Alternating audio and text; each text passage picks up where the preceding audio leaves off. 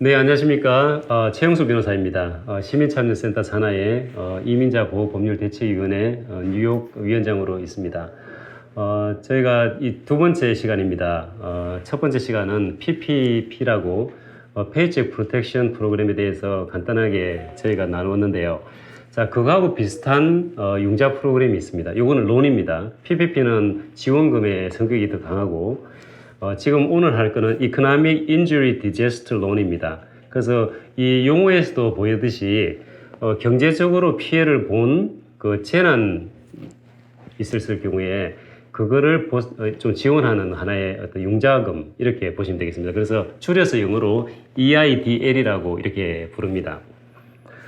이게 PPP 프로그램하고 조금 차이가 좀 있습니다. 그래서 오늘 이거를 좀 나누고 여러분들이 한번 PPP하고 좀 비교를 했을 때에 어떤 것이 좋은 프로그램인지 좀 파악을 하시면 좀 도움이 될 것 같습니다. 자, 이것도 3차 부양 패키지, 3월 27일 날 대통령이 사인하신 2 트릴리언 달러의 하나의 지원 프로그램인데 PPP와 같이 아마 한인분들이 가장 쉽게 접근할 수 있는 론의 일종입니다. 요거는 그러면 어떤 형태로 지원이 되는지를 한번 보겠습니다. 이 디제스터 론이기 때문에 지금 연방에서 또는 주에서 재난 지역으로 선포된 지역에 있는 모든 비즈니스에 해당된다. 이렇게 보시면 되겠습니다. 이거를 시행하는 곳은 아시다시피 연방 기관이죠. Small Business Administration (SBA에서) 하고요. PPP가 일반 시중은행을 통한다는 거에 비해서 이거는 SBA의 웹사이트에서 직접 정보를 쳐넣음으로써 론을 신청할 수 있습니다. 굉장히 간소한 그런 절차를 합니다. 물론 론을 간단하게 신청한 다음에 나중에 SBA에서 이메일로 추가 서류가 올 수가 있겠습니다만은 어쨌든 시중은행으로 가서 기다리고 뭐 그런 일은 없겠다. 그래서 이게 어떤 분한테는 훨씬 더 좋은 프로그램으로 다가올 수 있다고 생각합니다. 신청 웹사이트를 보시면은 스몰 비즈니스 어드미니스트레이션을 들어가셔가지고 Economic Injury Disaster Loan이라고 치시면은 거기에 신청할 수 있는 클릭할 수 있는 그런 링크가 있습니다. 그러면 그걸 클릭하시고 페이지가 5페이지밖에 안 됩니다. 그래서 제가 보기에는 오늘 이 영상을 보시고 필요한 정보를 가지고 들어가서 입력을 하게 되면은 빠른 분은 10분 만에 했다는 분도 계십니다. 그래서 오늘 드리는 정보를 잘 적어 놨다가 먼저 그게 필요한 정보를 가지고 있다가 그 다음에 온라인으로 가가지고 지원을 하시면 더욱 쉬울 것 같습니다. 지금 그 웹사이트에 보면 뭐 작성 시간은 2시간 10분으로 되어 있는데 뭐 20분이면 충분하다는 거 말씀드리고 싶고요. 자, 그러면 이 디제스터 론의 혜택에 대해서 간단히 좀 보겠습니다. PPP에서도 8주 동안 요건을 갖추면은 그 금액에 대해서 갚지 않는 forgivable 론이 되는데 마찬가지로 이 디제스터 론에서도 만불까지 갚지 않아도 되는 지원금을 지원합니다. 그래서 만약에 우리가 5만 불을 이 프로그램을 통해서 지원을 하려고 한다 그러면 그 중에 있는 첫 번째 10,000 만불이 갚지 않아도 되는 금액으로 된다는 것 아시고요. 그래서 PPP에서는 임금을 많이 이제 보는 반면에 이 디제스터 론 같은 경우는 임금도 하나의 팩터지만 뭐 렌트비라든지 유틸리티라든지 우리가 기본적으로 비즈니스를 하면서 발생하는 모든 비용에 대해서 다 인정을 해줍니다. 그래서 만불을 받는다 할지라도 그거를 뭐 여행을 간다든지 비즈니스와 관련되지 않는 데 쓰게 되면은 그거는 forgivable 할 론이 아니고 반드시 비즈니스에 관계되는 걸로 써야 된다는 거는 꼭 염두해 주시기 바랍니다. 그래서 갚지 않아도 된다는 거. 그리고 더 좋은 거는 이 만불은 융자를 신청했는데 궁극적으로 융자가 거절된 경우에도 만불을 안 갚을 수 있다는 거. 네, 이것도 좀 참고를 해 주시기 바랍니다. 그리고 원칙적으로는 그 지침에 보면은 온라인으로 신청을 하고 3일 안에 만불을 우선 입금해 주기로 했는데 제가 오늘이 4월 23일입니다만은 월요일 날 했는데 아직까지 안 온 거 보니까 아무래도 처음 하는 그런 제도이기 때문에 시간이 좀 걸릴 거로 보입니다. 네, 그래서 3일 안에는 아직까지 주진 않는다 이렇게 알고 계시고요. 그래서 요거는 지금 전국 50개 주에 재난지역으로 선포되어 있는 그 주, 그 지역에 있는 비즈니스는 모두가 해당된다고 보시면 되고요. 최대 금액이 200만 불까지입니다. 최대 금액이 200만 불까지 줄 수 있고, 이자는 3.75%, 그 다음에 비영리 단체 같은 경우는 1%가 줄은 2.7%입니다. 아무래도 PPP 같은 경우는 1%였는데 이제 우리가 론을 갚아야 되는 그런 상황에서 그거보다는 사실상 좀 이자가 높지만은 일반적인 SBA 론보다는 훨씬 낮은 것이죠. 뭐 보통 6%도 하고 뭐 여러 가지 비용을 발생하는 반면에 지금 디제스 론 같은 경우는 3.75%, 그리고 신청 비용이라든지 수수료가 없다는 거, 그게 아주 좋은 겁니다. 그래서 최대 30년까지 상환할 수 있는 그런 프로그램인데 3.75라든지 30년 이거는 소위 말하는 최고 이자율 최장 기간입니다. 그렇기 때문에 본인의 신용이라든지 어떤 서류에 따라서 그 이자율이 또는 최대 상환 기간이 줄어들 수 있다는 것을 염두에 두시면 되겠습니다. 그러면 이 융자금은 어떤 데 받아가지고 어떻게 써야 되는 것인지, 일반적으로는 뭐 가장 중요한 임금이라든지, 그 다음에 그 비즈니스의 빚, 그 다음에 물품 대금, 그 다음에 비즈니스 관련된 여러 가지 렌트비라든지 뭐 그런 거로 다 사용을 할 수 있고요. 그리고 좋은 점은 25,000불까지, 25,000불까지는 담보가 없습니다.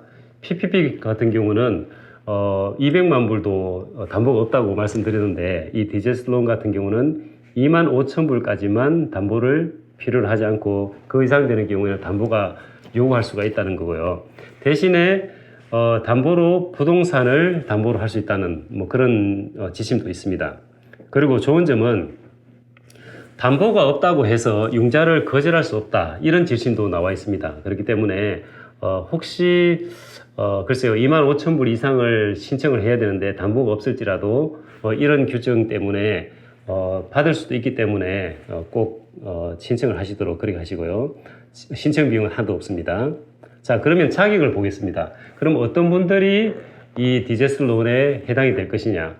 PPP하고 아마 조금 비교해서 보시면 좀 좋을 것 같고요.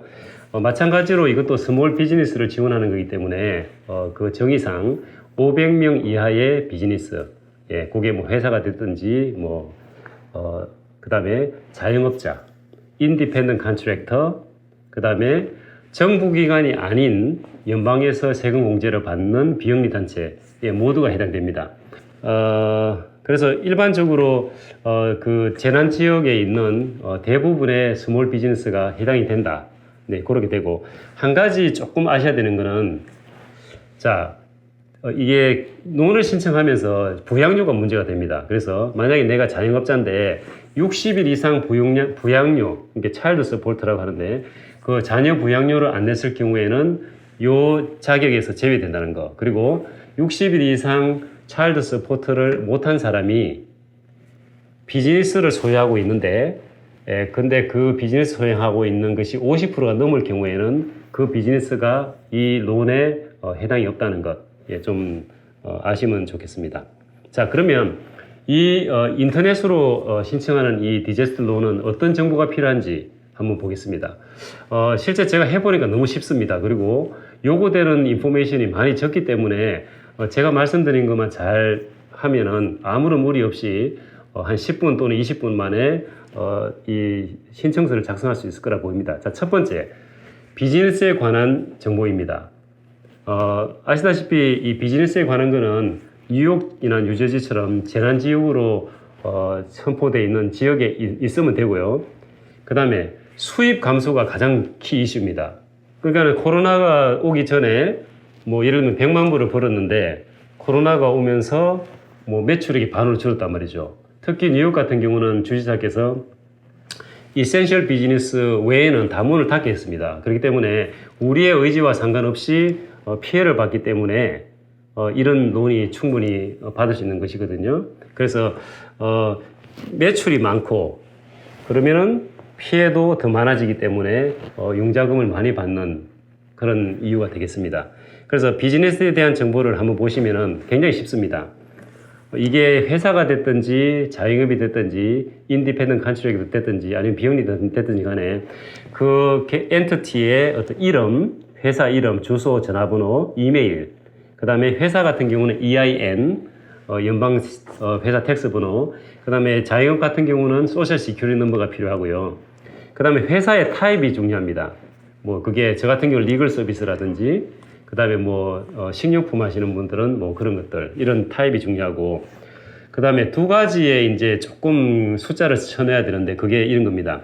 그로스 레버뉴라는 게 있습니다. 그래서 과거 1년 동안, 그래서 1월 29일까지 그러니까 올해 1월 29일까지를 기준으로 1년 동안 그 그로스 레버뉴, 이 그로스 레버뉴 하면은 이게 이제 소위 말하는 디덕션이 없이 이제 한 해 동안 비즈니스가 번 돈인데 대부분 이런 겁니다. 뭐 크레딧 카드로 해서 우리 비즈니스 체크형 어카운트 들어왔다든지 아니면 체크를 받아서 넣었다든지 그리고 캐시를 디파짓 했을 경우에 그 전체적으로 하나도 빼지 말고 그걸 다 더하시면은 소위 말하는 그로스 레버뉴가 된다고 이렇게 이해하시면 되고요. 그 다음에 다른 숫자 정보는 cost of goods sold. 네, 그러니까 내가 만약에 장난감 가게를 하면은 그 장난감을 사오는데 쓰는 비용, 그죠? 자, 요것이 바로 그 cost of goods sold라는 겁니다. 그래서 앞에 거는 장난감을 팔아가지고 실제 그 뱅크 어카운트에 들어온 전체적인 것을 말하는 거고, 그 다음에 cost of goods sold는 그 비즈니스 하기 위해서 사고 오는 그 비용에, 예, 그 비용의 금액을 적으되겠습니다. 물론 자영업자라든지 또는 뭐 기술직 또는 서비스업 같은 경우는 이 비용이 없습니다. 그래서 0이라고 쓰시면은 큰 무리가 없겠습니다. 자, 그 다음에 다른 정보는 회사 그 비즈니스 설립 연월일, 그 다음에 실제 그 신청자가 그 회사의 소유권을 언제부터 갖고 있었느냐. 대부분은 회사 설립일이 지분을 소유하는 같은 날이기 때문에 같은 그 날짜를 써주시면 큰 무리가 안 되겠습니다. 그래서 혹시 회사 설립을 언제 했는지 모를 경우에는 CPA한테 연락을 해보셔도 되고, 아니면 뉴욕 같은 경우는 뉴욕 스테이트 코퍼레이트 서치라고 회사를 설치하는 그런 코퍼레이트 서치라고 인터넷에 치시면은 그거를 설치할 수 있는데 거기에 설립일이 나옵니다. 그래서 그렇게 해서 쉽게 설립일을 알 수가 있겠습니다. 그리고 비즈니스의 성격, 그 다음에 직원 수. 자, 요까지가 비즈니스에 관한 정보입니다. 어렵지 않을 거예요. 자, 그 다음에 두 번째 항목으로 비즈니스 오너에 대한 인포메이션이 필요합니다. 자, 그래서 지금 전체적으로 그 정보는 비즈니스에 관한 정보, 그 다음에 이제 비즈니스 오너에 관한 정보. 그럼 비즈니스 오너에 관한 정보는 가장 중요한 것이 신용입니다. 그래서 이거는 25,000불까지는 거의 보면 담보가 없이 하는 거기 때문에 거의 신용을 보고 준다 이렇게 말을 해도 과언이 아니거든요. 그렇기 때문에 혹시 본인이 뭐 뱅크럽시를 했다든지 신용이 굉장히 안 좋은 경우에는 뭐 좀 문제가 있을 수도 있겠습니다만은 그래도 어쨌든 간에 10,000 만불은 준다고 하기 때문에 그런 분들도 마음에 꺼림이 없이 꼭 신청하도록 저는 말씀을 드리고 싶습니다. 그래서 비즈니스 오너에 대한 항목의 정보는 이름, 휴대폰 전화, 휴대폰입니다. 직책, 그 다음에 그 개인이 회사에 몇 프로 지분을 갖고 있었느냐. 근데 대부분은 뭐 100%를 갖고 있겠죠. 뭐 파트너가 있을 경우에는 또 50%가 될 수도 있겠습니다만은. 그 다음에 소셜 시큐리티 넘버, 그 다음에 개인의 생년월일, 출생지, 그 다음에 자택 주소가 들어갑니다. 그리고 마지막으로 미국 시민권자이냐 아니냐를 물어봅니다. 그래서 그 항목에 시민권자, 영주권자, 기타 이렇게 해놓은 게 아니고 시민권자냐 아니냐만 체크하게 되어 있습니다. 그래서 이 의미가 시민권자가 아닌 사람은 안 주는 것이냐, 네, 그런 의문이 들 수가 있는데 그러진 않은 것 같습니다. 일반적으로 SBA로는 시민권자하고 영주권자가 받는 것은 맞지만 제가 보기에는 이게 구제금융의 형태이기 때문에 시민권자가 아니라고 체크를 하더라도 뭐 영주권자 같은 경우는 시민권자가 아니라고 체크를 해야 되니까 그렇게 할지라도 시민권자는 물론 영주권자 그리고 경우에 따라서는 뭐 신분이 없으신 분인데 비즈니스를 하신 분이라든지 그다음에 E2 비자를 갖고 계신 분도 해당될 수 있다고 제가 개인적으로는 생각합니다. 물론 이게 이제 지침으로 제가 확인 안 했기 때문에 모르겠습니다만은 그래도 일단은 신청을 해서 혹시 그게 가능하다 그러면은 만불까지도 받을 수 있기 때문에 시민권자가 아닌 분들로 아니게 체크했다 할지라도 모든 분들이 시정을 했으면 좋겠습니다. 자, 그 다음에 그 외에 개인에 관한 정보 중에 과거에 유죄 판결을 받은 전적이 있는지 아니면 연방 정부하고 계약이라든지 그런 걸 했는데 나중에 그게 문제가 된 사실이 있었는지 그 다음에 현재 체포가 되어 있는 건지 형사적으로 기소가 되어 있는 것인지 그 다음에 형사재판이 혹시 계류가 되어 있는 것인지 그 다음에 가석방을 하고 있는 것인지 또는 집행유예가 있는 것인지 이런 약간 형사적인 기록을 물어보는 게 있습니다. 그래서 해당이 되시면 체크를 하셔야 되겠습니다. 자, 그 다음에 물어보는 게 계좌번호입니다. 이거는 아까도 말씀드렸듯이 신청을 하게 되면 원칙적으로 3일 만에 돈을 지원하는 그런 프로그램이기 때문에 계좌번호를 반드시 요구합니다. 그래서 회사 같은 경우는 회사의 체킹 어카운트, 그 다음에 번호, 라우팅 넘버, 그 다음에 은행 이름 이 세 가지를 치면 될 것 같고요.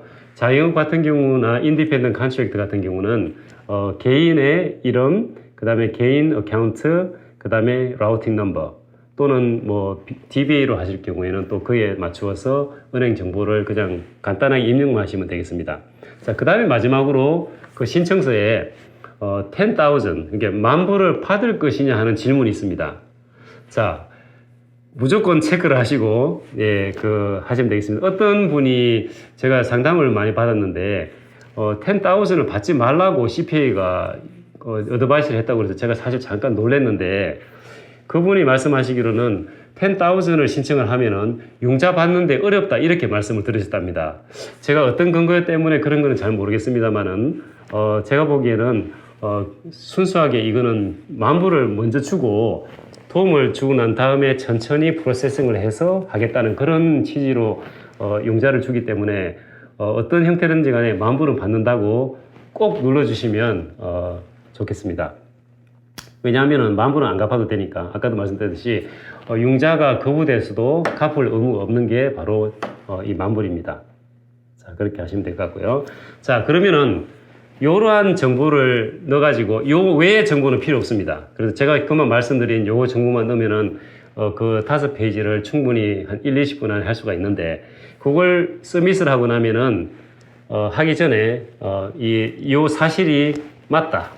예, 정확하다는 거, 거짓 없이 진술한다는 것에 대해서 서리피케이션 하고 서밋을 누르시면은 접수 번호가 뜹니다.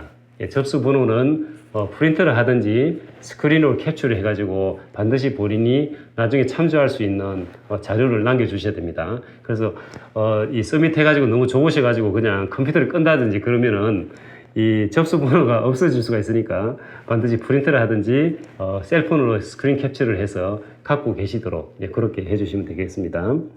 네. 그리고 그러면 이렇게 했으면은 그러면은 끝나는 것이냐?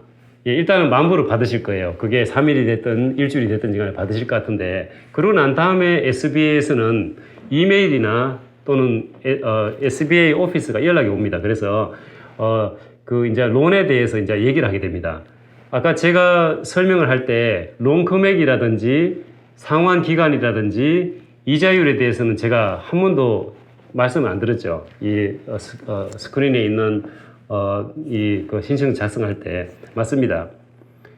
이거는 이런 정보는 일단은 그 신청서를 먼저 접수를 하고 만불을 받은 다음에 사후적으로 SBA에서 오피스가 연락이 오면은 그때 필요한 서류와 이런 거를 제공을 하면은 융자 금액하고 그 다음에 이제 상환 기간 그 다음에 이자율이 결정이 된다고 보시면 되겠습니다. 그래서 일단은 요청이 오면은 우리가 얼마나 데미지가 큰지 그게 임금이 됐든지 렌트비가 됐든지 뭐 유틸리티 빌이 됐든지 뭐든지 간에 가장 많은 손해를 봤다는 것을 충분히 서류로 증명해서 제출을 하면은 그리고 그런 그 여러 가지 그 조건이 이제 합의가 됐다 그러면은 SBA에서 이메일로 클로징 다큐멘트를 보내옵니다. 그럼 클로징 다큐멘트를 읽어보고 문제가 없으면 사인을 해서 보내면은 another 25,000가 옵니다. 이게 10,000은 벌써 받았고, 그 다음에 그 클로징 서류를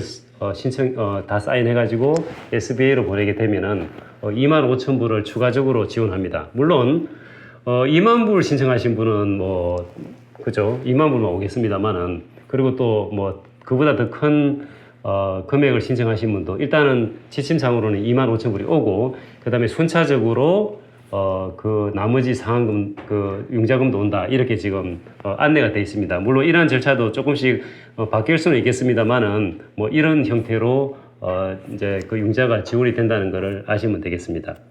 예, 간단하지만 굉장히 파워풀하고 간편하고, 그 다음에 이자율도 그렇게 높지 않은 이 디제스트 론에 대해서 간단히 살펴보았습니다. 그래서 여러분들이 지금 가게를 못 나가기 때문에 집에서 있는 시간이 많으신데, 이런 정보를 이용해 가지고 꼭 본인이 조금이라도 해당된다고 하시면 빨리 신청을 했으면 좋겠습니다. 왜냐하면 이것도 제한적인 그런 펀드이기 때문에 빨리 안 하시면은 나중에 하고 싶어도 못하는 경우가 생길 거로 그렇게 예상이 됩니다. 그래서 간단한 것이기 때문에 조금이라도 해당이 된다 그러면은 꼭 신속하게 신청을 해서 조금이라도 비즈니스에 도움이 됐으면 좋겠습니다. 네, 어쨌든 희망을 가지시고 함께 잘 헤쳐나가기를 바라면서 오늘은 Economic Injury Disaster Law에 대해서 설명을 드렸습니다. 네, 감사합니다.